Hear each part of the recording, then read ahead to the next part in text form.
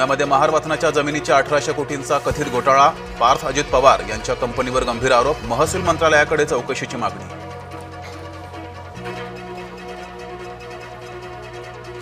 पार्थ पवारच्या प्रश्नावर अजितदादांचं no comments, पत्रकारांनी विचारलेल्या प्रश्नावर दादांचं सूचक मौन.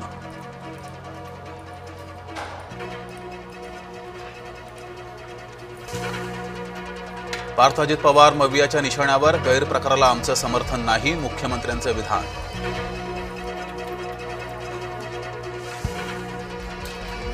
पुणे तहसीलदार सूर्यकांत येवले निलंबित, मुख्यमंत्र्यांच्या आदेशानं निलंबन, चौकशी सुरू. पार्थ पवार कथित जमीन गैरव्यवहार प्रकरणी कारवाई.